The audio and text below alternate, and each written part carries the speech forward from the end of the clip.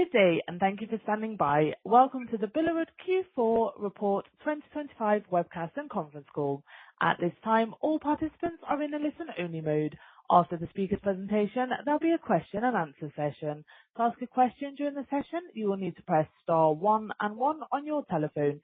You will then hear an automated message advising your hand is raised. To withdraw your question, please press star one and one again. Please be advised that today's conference is being recorded. I would now like to hand the conference over to your first speaker today, Lena Schattauer, Head of Investor Relations. Please go ahead.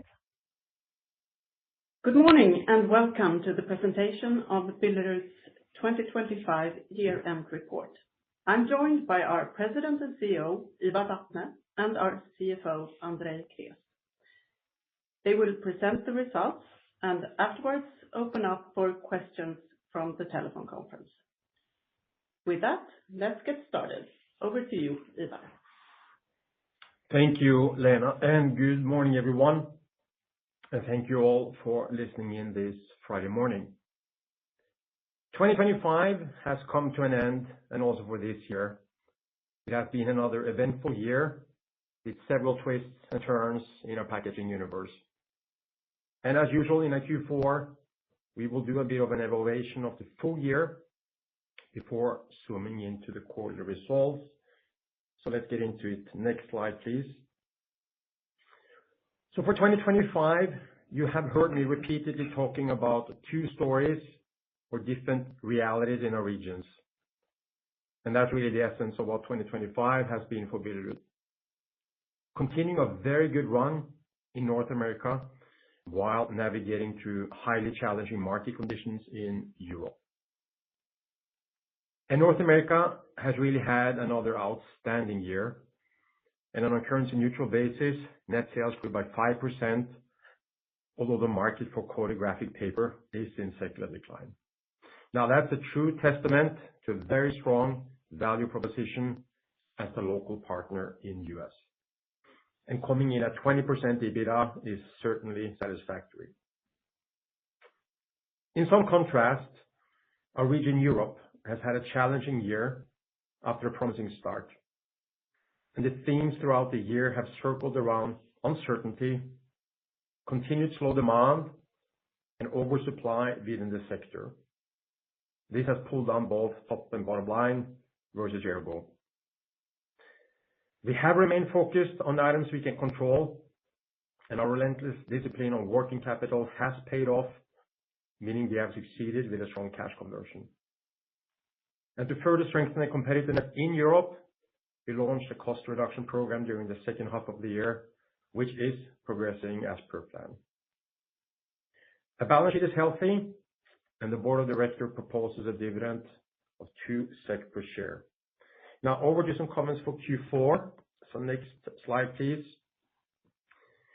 Now in general, our Q4 was a challenging quarter. Net sales currency adjusted down 14% versus year ago. And continuing on the same spirit as I mentioned for the full year, our region North America recorded yet another excellent quarter with 20% EBITDA. For region Europe, both net sales and profitability is down both sequentially and versus year ago. And it's first and foremost lower sales within our board categories that is driving the development. And it also continues as the whole sector fights difficult market conditions. Another clear theme during the quarter has been the acceleration of falling pulp prices in Nordic, and that will certainly be a big topic for us into 2026, but more on that later. But first, some additional comments on the market sentiment. So next slide, please. Now, market conditions during the fourth quarter continue to be polarized, and in the US, again, the overall economic sentiment is better versus other regions. And we continue to see solid conditions. Graphic paper is in secular decline, but we managed to gain share throughout the year. And we would expect the secular market decline to continue into 26. Now back in region Europe, liquid packaging board is relatively flat on a global basis, but with big regional differences. And in essence, we see three trends. A, the plastic is gaining some category share at the expense of packaging materials. And B, Competition of packaging material suppliers has intensified, first and foremost in Asia, and C, some of our converters are losing market share to local competition. Now for cartonboard, it is a challenging market with slow demand, a lot of available supply. We are keeping our focus on brown cartonboard, which actually is growing quite nicely, but we are not expecting any improved situation short term. For containerboard, situation is weak, but situation is stabilizing, and also a recently announced price increase on recycled could potentially help us and improve the competitiveness on new fiber products. For our paper grades, situation has been tough in Q4 with additional pricing pressure, but different versus board. The situation for paper is more related to muted demand and not that much oversupply as the case is on board.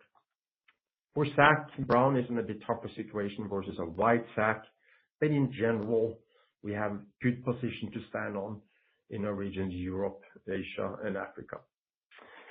Next slide, please. Now, on the more positive side, and this is likely a well-known fact by now, we do see pulpwood prices in Nordic are falling significantly, and we see similar situation for both soft and hardwood.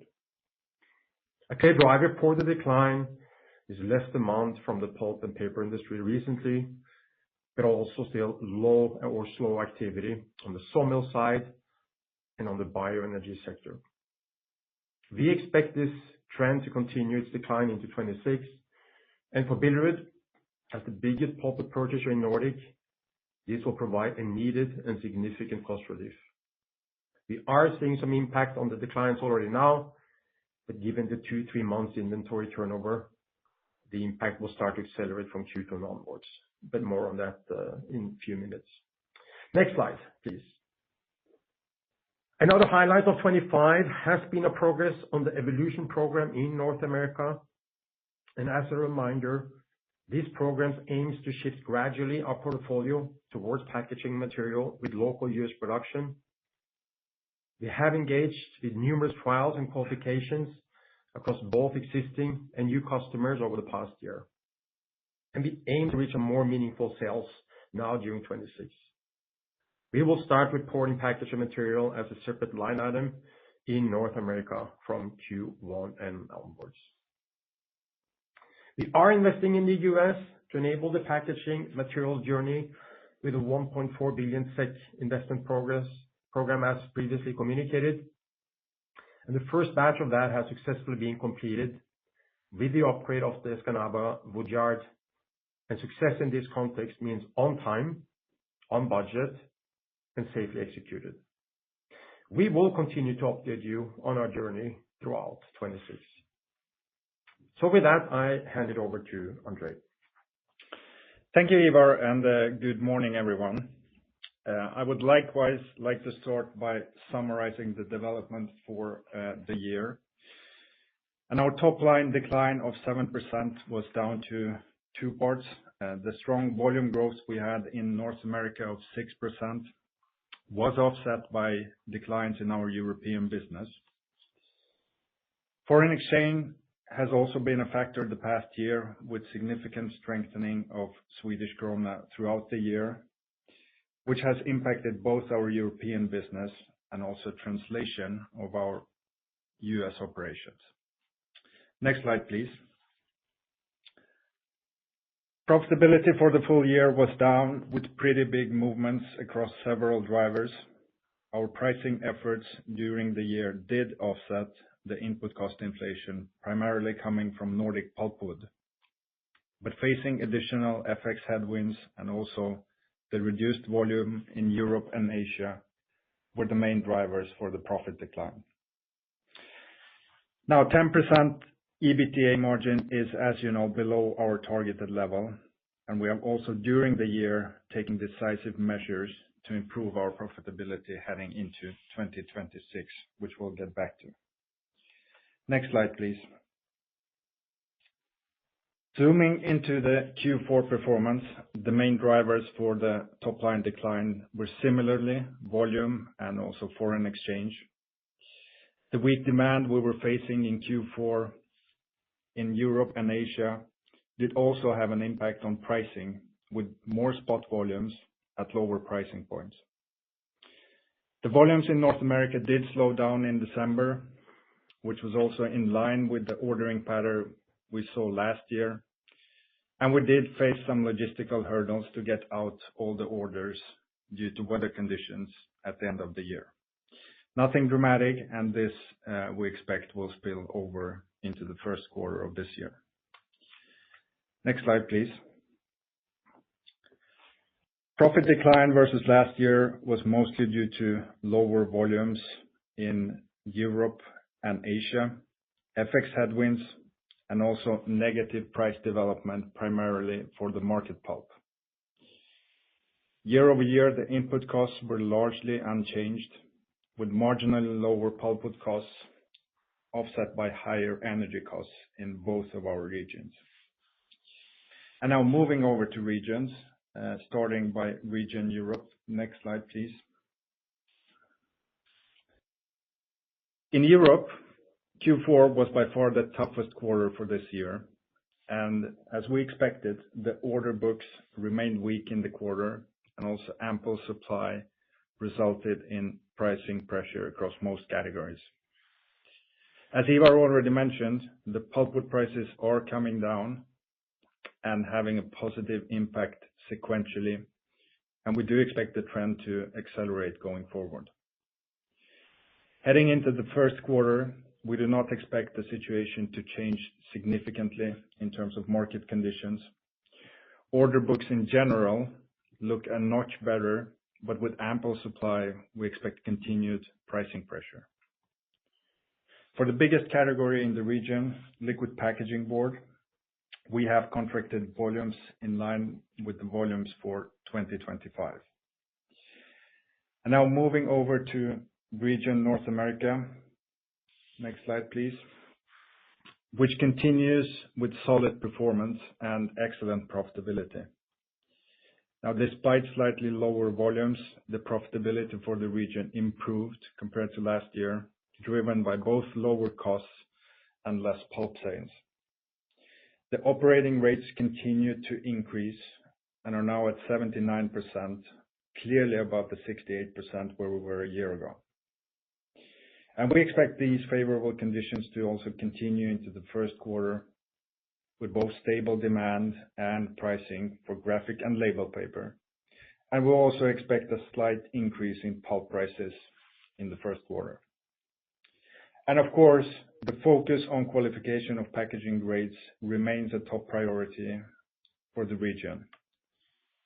And our efforts in the past year have built a solid foundation to continue this volume ramp up heading into 2026. Next slide, please.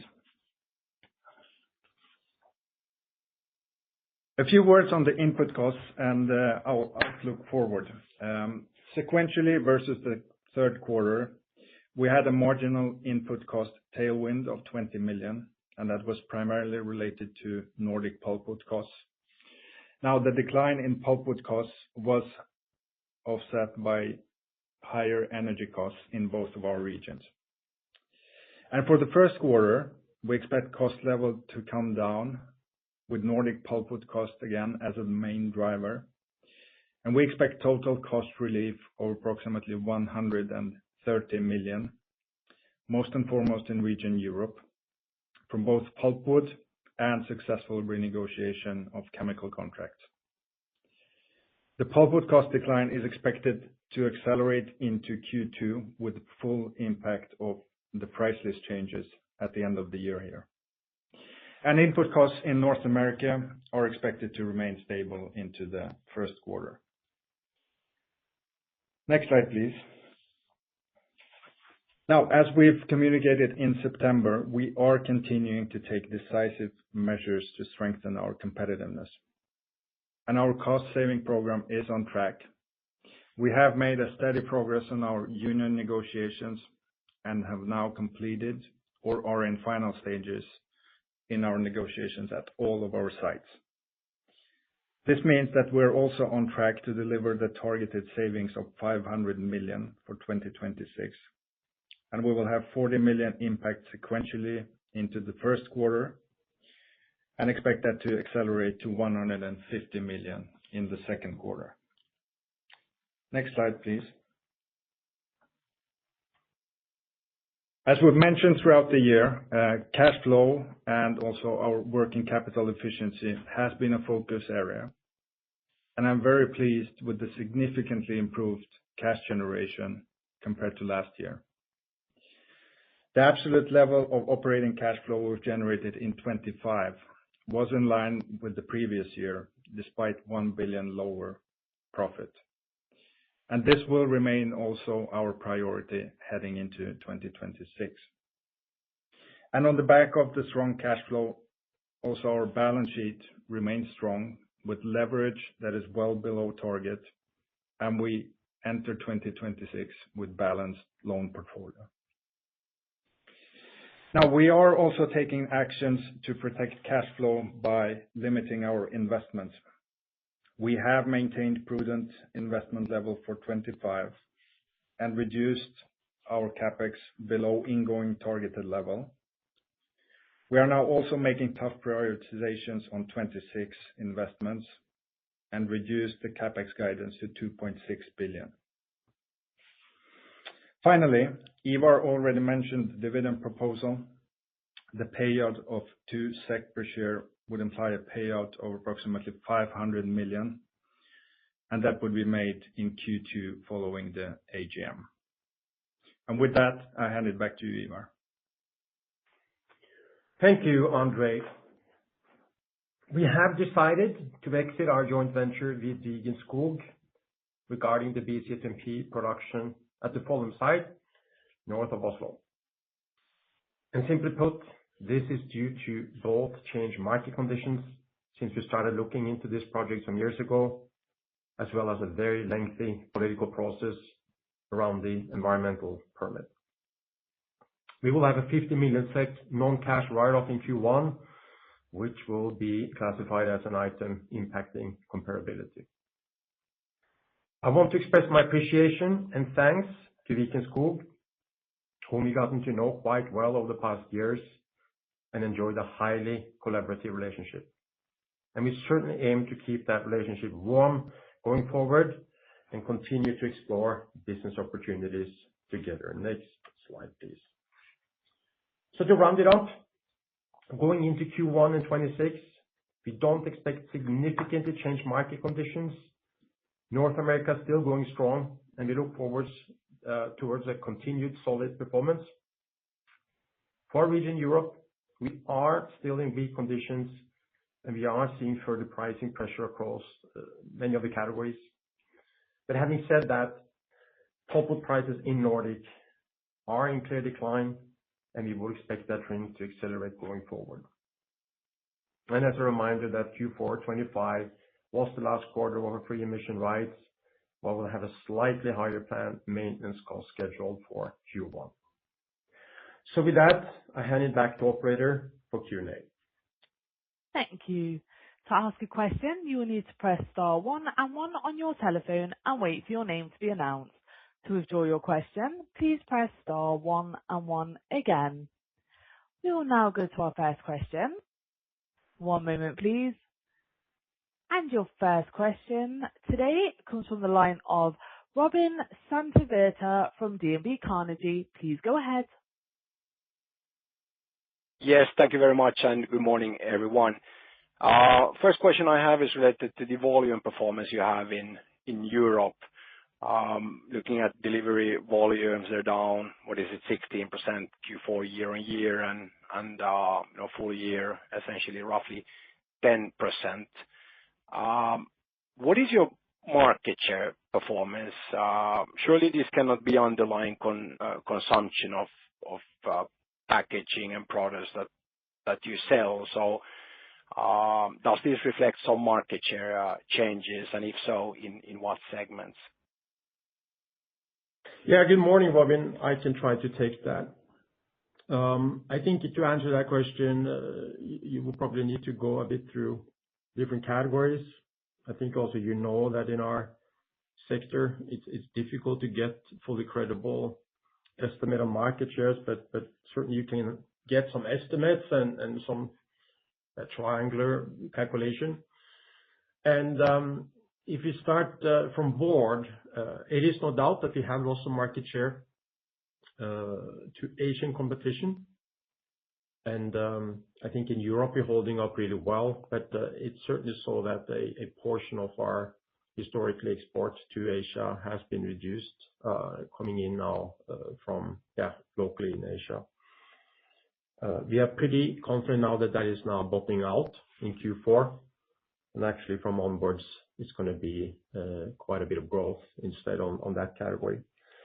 For containerboard, it's a bit different. Fluting, we are holding up well. We have a pretty niche in our very strong performance on our fluting proposition, and there we're holding up share.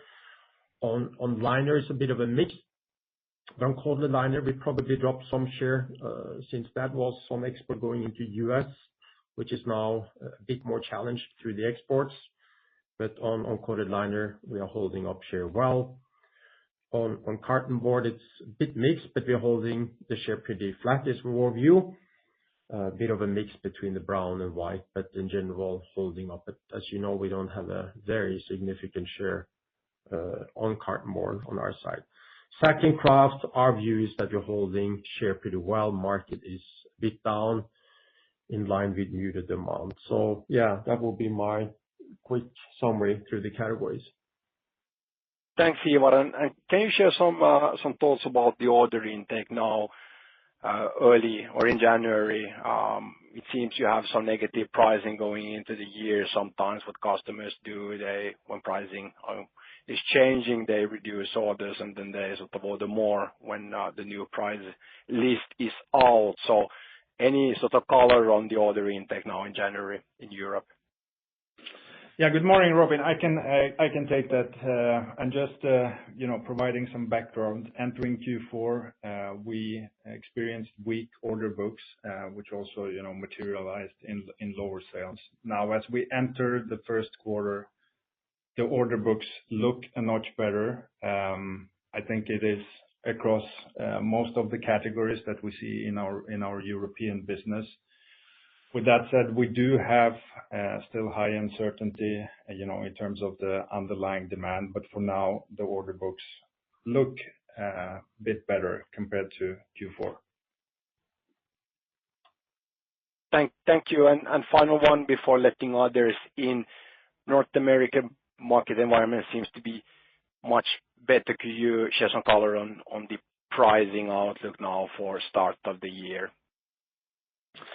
I can just start with a bit of market, and then Andre might jump into the pricing. But I think we have mentioned this before, and it continues to be a region that has quite a bit more confidence, if I can use that word, of continuing growth in 2026, and certainly also confirmed by myself meeting a lot of customers early on in terms of the outlook. But let's not forget, I think graphic paper is still in cycle decline. And that will continue to be, but we have a very strong position there, so we feel good about the categories that we have exposure into, and fueling the momentum we had built up over the last couple of years. But Andre, if you want to comment on the pricing specifically. Yeah, and I can just, Roman, add on the pricing side. I mean, we did, as you know, increase the prices for coated freesheet at the end of 2025. So we don't expect any additional pricing impact from our paper grades, either the label or coated freesheet. But we do expect slight uptick in pulp prices due to index picking up. So all in all, we expect the region pricing to increase with 1% heading into the first quarter. And can you share your expectation on European pricing similarly? Yeah, for Europe, we are right now looking at price decrease sequentially with 2 to 3% into the first quarter, and that is mainly coming from liquid packaging board. Thank you very much. Thank you. We will now go to the next question. And the next question comes from the line of Oskar Lindström from Danske Bank. Please go ahead. Yes, good morning. So my first question was on LPB pricing, but I guess you sort of answered that, so I'm not gonna use time for that. My other two questions, the first one is on capital allocation. I mean, given the already low share price, your relatively strong balance sheet still, and you know, lack of major capital investment plans ongoing, do you see any opportunity for returning cash to shareholders sort of throughout the year through, for example, share buybacks? Good morning, Oscar. It's natural that we have these discussions, with the regular interval with the board. As I'm sure you know, this is the board in the end who will need to go for that. It hasn't been on the table yet, and it's certainly not something that we come today, but it will be continuous to evaluate it. I mean, focus for now is to strengthen the performance. And as you say, we have, I think, relatively well in the sector, a strong balance sheet. But for now, at least all of the focus that, we put our priority from the management side is strengthening the underlying performance and cash delivery. Right. Thank you. My second question is on supply reduction in Europe, which you mentioned in the report as being something that is needed. Given that you're losing money in Europe, do you see any need or possibility to close any of your less efficient machines or even mills in Europe? Yeah, I can also take that one. I think it'd be very strange if not everyone now in the sector are evaluating this from time to time. I think you also know that it's probably, premature to look at this in a quarter. So you need to look at it in essence and maybe more relevant looking this in a forward-looking projection with a combination of, future investment needs, what kind of earnings forecast do you have, and how do you look at just in general the competitive strength. But I stand by that. What I also wrote in the report, board now in Europe, in the region Europe, is the sixth man in the packaging universe, and it's a significant overcapacity. It will take quite a bit of time with demand growth to kind of canceling this out. And often what's happening in the U.S., regionalization is a big theme. So before we get some significant volume out, we will continue to be in a tough spot. The focus we have for the time being is on our, three big board mills. Every focus is to strengthen that competitiveness further and build on, the portfolio positions we have. Yeah. And then finally, if I may, a third question. I mean, you've talked a little bit about Asia and sort of increasing competition from Asia. But if we talk about the European market, to what extent have imports from Asia contributed to the oversupply? And do you see anything that could change that? For example, import tariff initiatives. We've seen it in segments like steel, for example. Yeah, I would say that I think the import into Europe from Asia is very insignificant for the time being. I would even call it non-material. That doesn't mean that it cannot increase in intensity going forward. And, potential tariffs, if it will be at all, can be, but it's of course not on the table yet. So for now, our view is that it's not disturbing the picture too much. But we are, of course, meeting more volume in regions outside of that, as Middle East, etc., maybe into Turkey. Those are markets for us that have some size, but not significant. But in Europe, this is not a factor for now, at least. All right. Thank you very much. I'm happy for now. Thank you. Thank you. Thank you. We will now take the next question. And the question comes from the line of Linus Larsson from SEB. Please go ahead. Thank you very much, and good morning. Maybe continuing a bit on the variable cost side, did I hear you right saying that the European variable costs will ease 130 million Q1 on Q4? And so is that including everything, inventory, adjustments, etc.? And secondly, what kind of tailwind are you talking about additionally the second compared to the first quarter when you were talking about an accelerated wood price trend downwards, please? Yes, good morning, Linus. We do expect approximately 130 million in input cost relief heading into the first quarter, and that is primarily from the pulpwood. But we do have some renegotiated chemicals contracts, also that is part of it, but the absolute majority is pulpwood costs. And of course, as Ivar also mentioned during the presentation, it takes some time before the new price list changes for the pulpwood are fully visible in our P&L. So the final impact, from the recently announced price list changes will come or materialize in the second quarter. So we will see additional decline in the pulpwood costs in the second quarter, but we'll need to get back to exact guidance.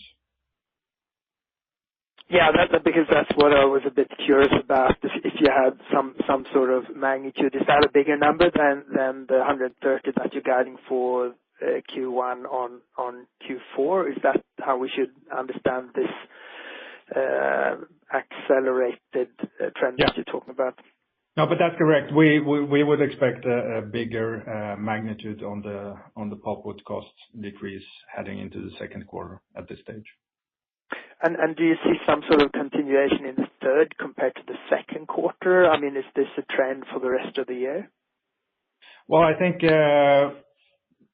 now we have the new price list for Europe, for Sweden, which is our biggest, catchment area. And the impacts that we are talking about now are based on the, recent price list changes.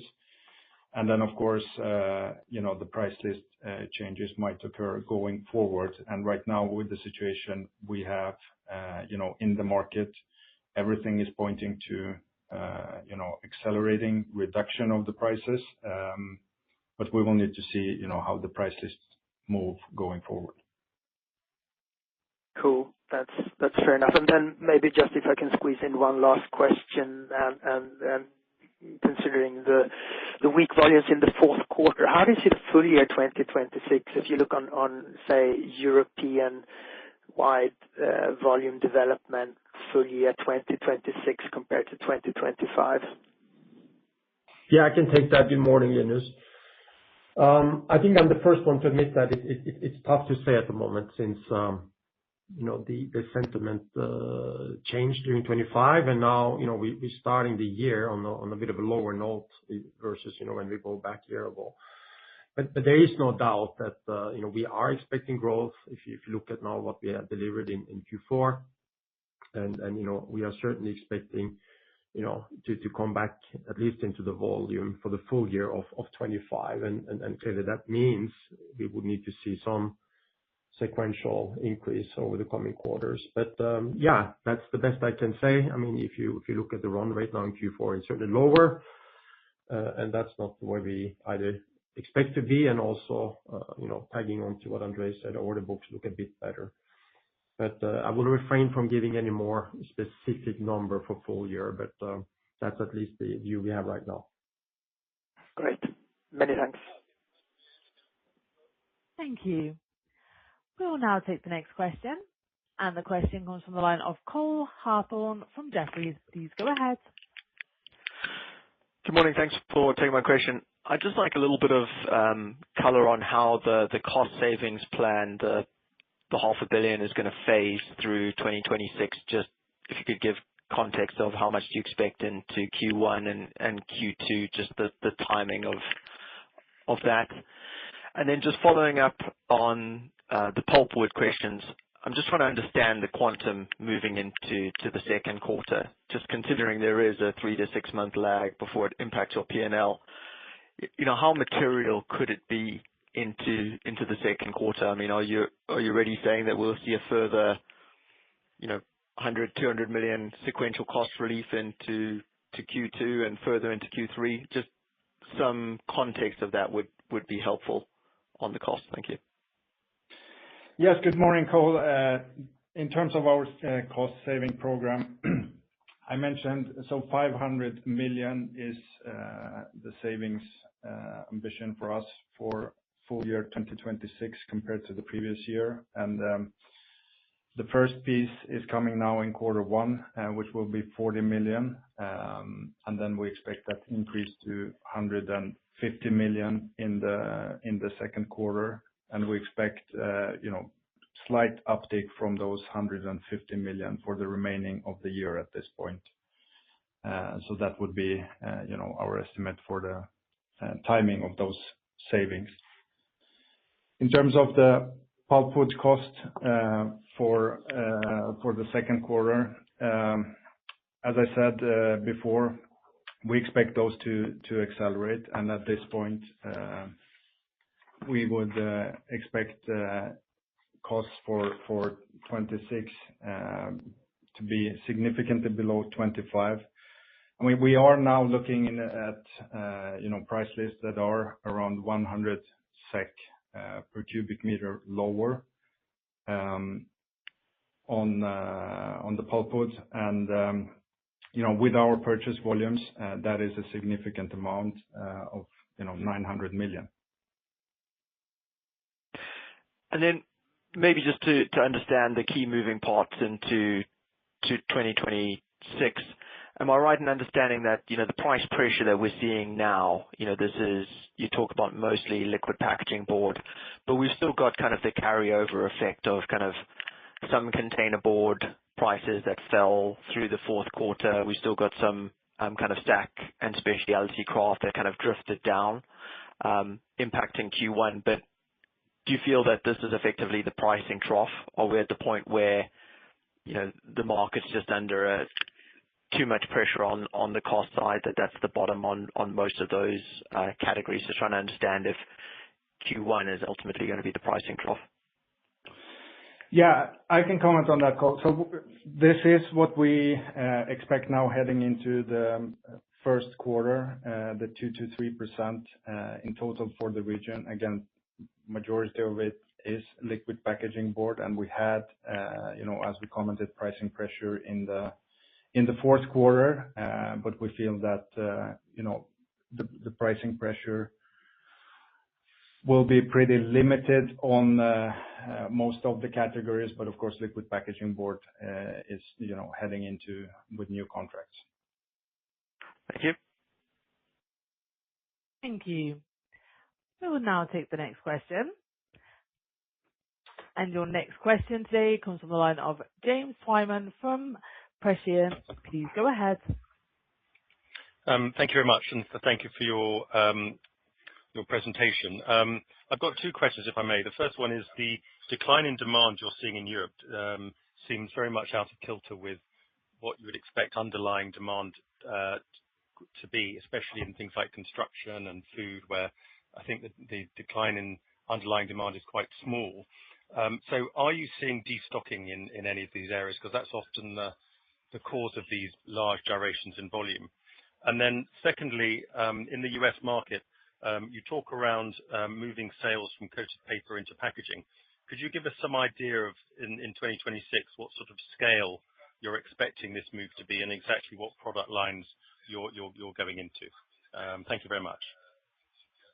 Good morning, James. I can at least try to start, and Andre might jump in if there's anything else.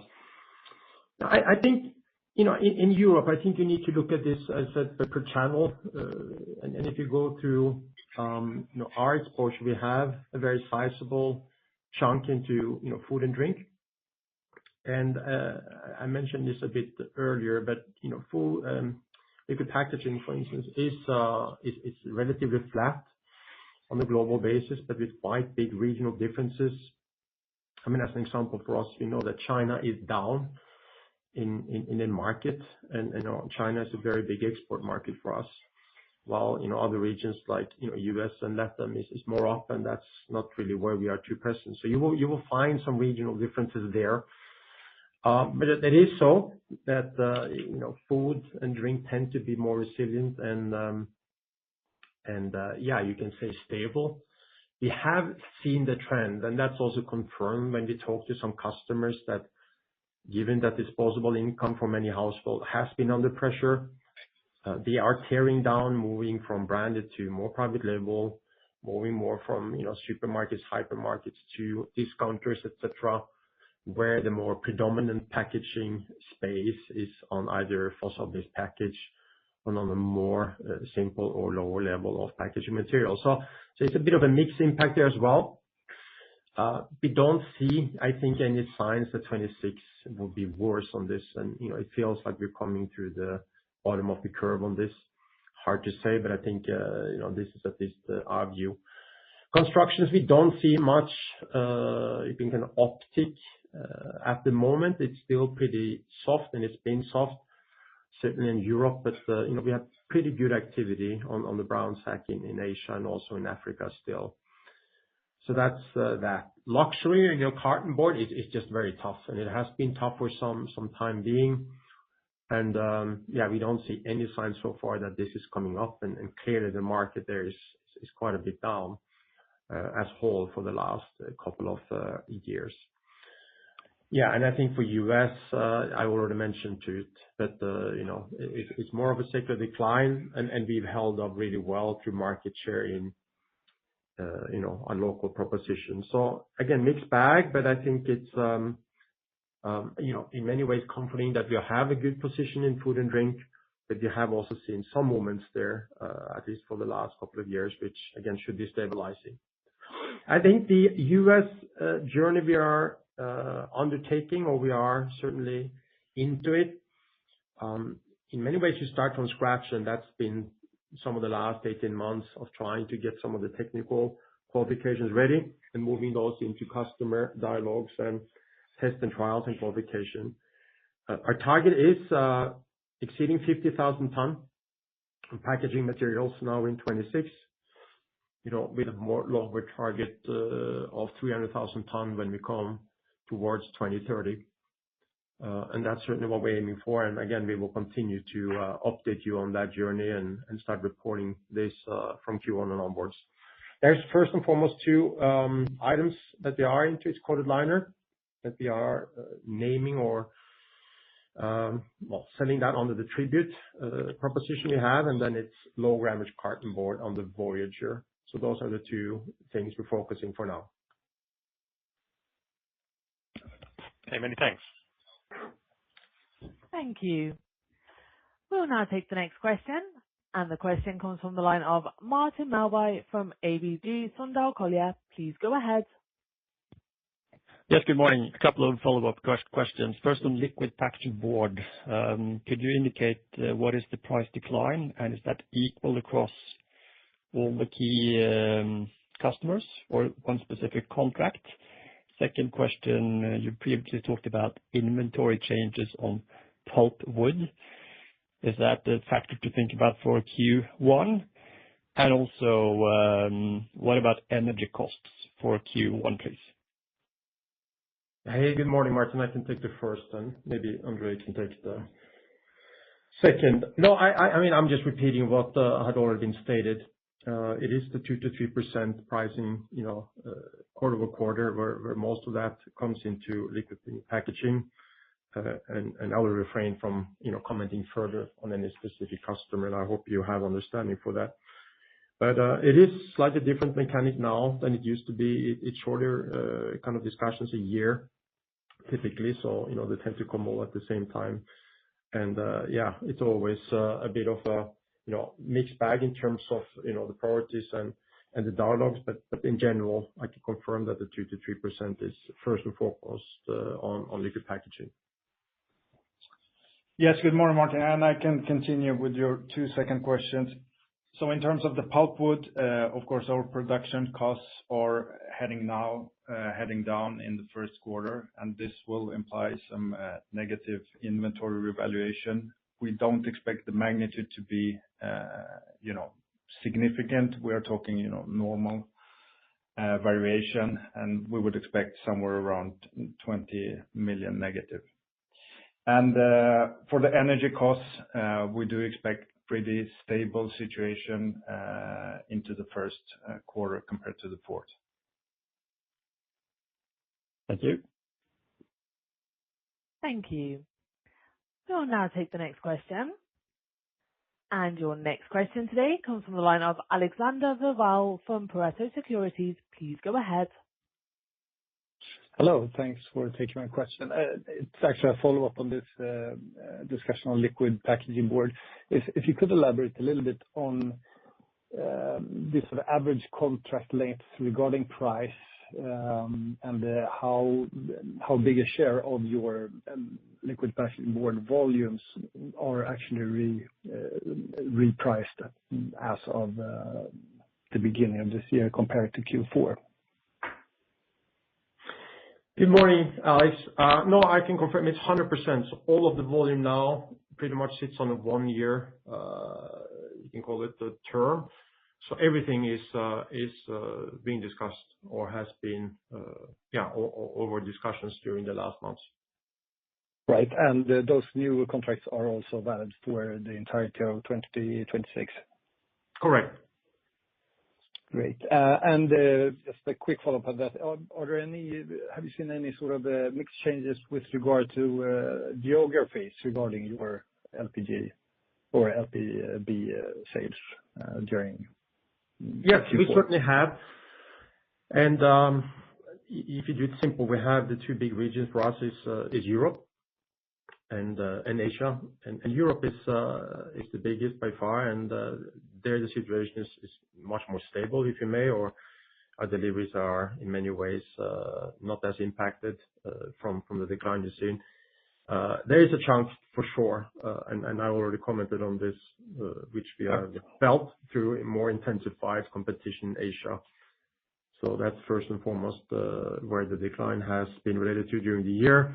But having said that, when we look now at the Q4 in particular, we will be looking for growth from that point and onwards, and that should be also what we see for the coming quarters. Right. Great. Thanks a lot. Thank you. Your next question today comes from the line of Johannes Grunselius from SB1 Markets. Please go ahead. Yes. Hi, everyone. It's Johannes. I have two questions. The first one is on what's happening regarding the free emission rights. You have been provided those for free, obviously, for years. They will come now from 2026. Is this in line with your own expectations? And what about the rest of the industry? Are all other players having the same sort of outcome in this? Thank you. Yes, good morning, Johannes. I can start. So as we communicated before, we will lose all the allowances for free emission rights that we have received in the past, and this is due to our mill sites being more than 95% fossil-free. There are, facilities within this industry, not within Billerud, that still are below that, and that, most likely will continue to receive. But for Billerud's part, we do not expect to receive any emission allowance going forward.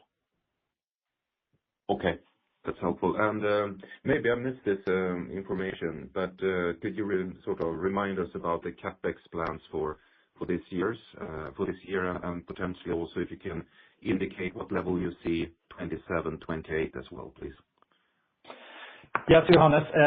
So for 2026, we expect a total CapEx of 2.6 billion. That is slightly below what we previously planned for. And it is divided into maintenance CapEx, that is around 2 billion, and then strategic CapEx, targeting our evolution program that Ivar talked about in North America, and most of the remaining 600 million there.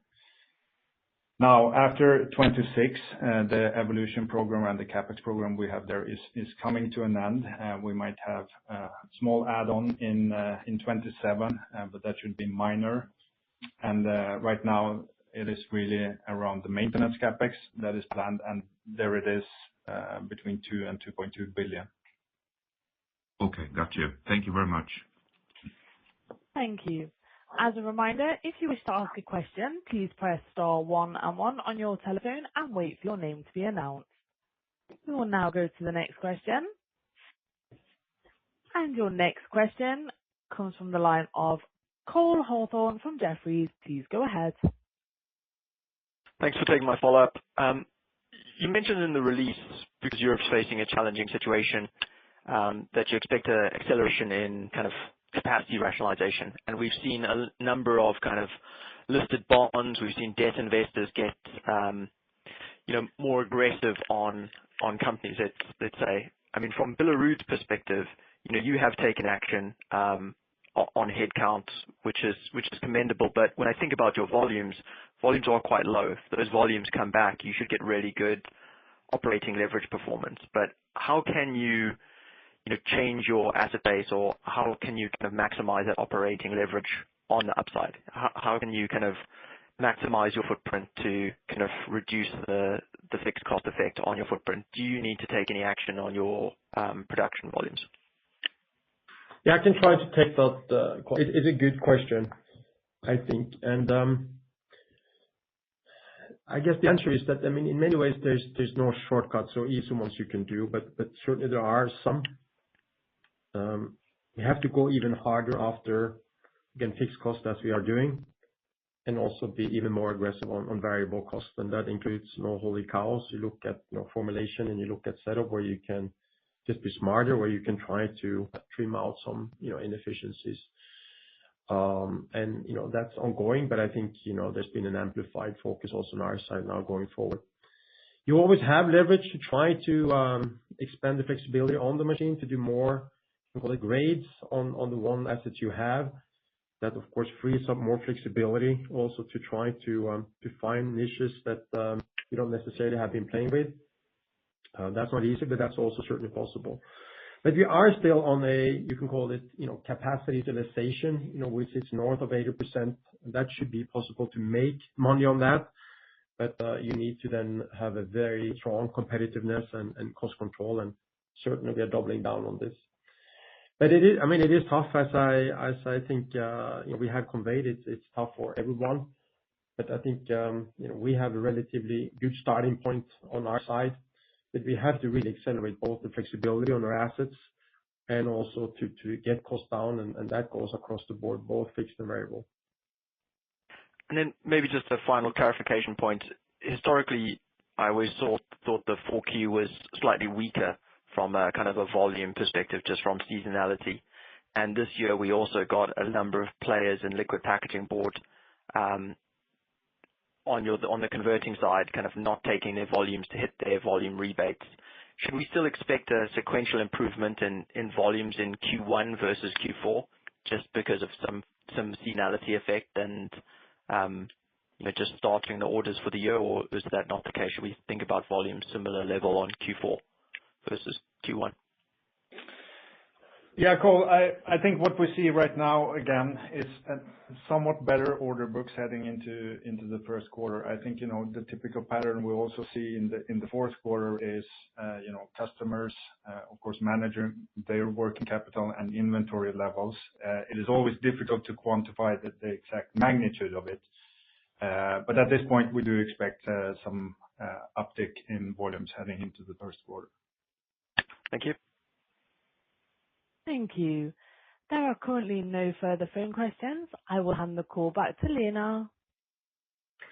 Okay, yes, so that was all questions. This conference has come to an end. Thank you for participating and welcome back when we publish the interim report for the first quarter, and that will be the 28th of April. Thanks and goodbye.